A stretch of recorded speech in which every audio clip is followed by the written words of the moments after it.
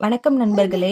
இன்னைக்கு நம்ம வீடியோல என்ன பார்க்க போறோம் அப்படின்னா, நம்ம குழந்தைக்கு டம்மி டைம் எப்படி போடணும் அப்படிங்கிறத பத்தி பார்க்க போறோம். ஃபர்ஸ்ட் டம்மி டைம் அப்படின்னா என்னங்கிறத பத்தி பார்ப்போம். நம்ம குழந்தைய வயித்து பக்கம் படுக்க வைக்கிறோம்ல, அதுக்கு பேர் தான் டம்மி டைம்னு சொல்லுவோம். இது நம்ம குழந்தைக்கு என்னென்ன பலன் தரும் அப்படின்னா, குழந்தையோட neck muscle, shoulder muscle, hand muscle எல்லாம் பலமாக பயன்படுது. இதனால நம்ம டம்மி டைம் குடுக்கறதுனால, குழந்தை வந்து ஈஸியா ரோலர் ஆகும், சீக்கிரம் உட்காரும், சீக்கிரம் நடக்கும்.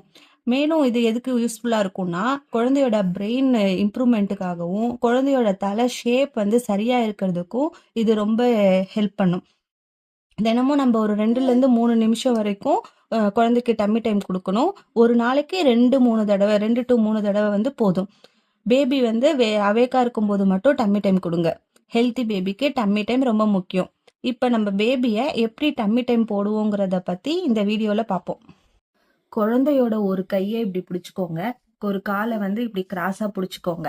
ஸோ கிராஸா பிடிச்ச காலை இப்படி இந்த பொசிஷன்ல வச்சுட்டு குழந்தையோட இந்த கையை இப்படி திருப்பி இப்படி குழந்தைய விட்டீங்கன்னா குழந்தை ஈஸியா டம்மி டைம் போயிடும்.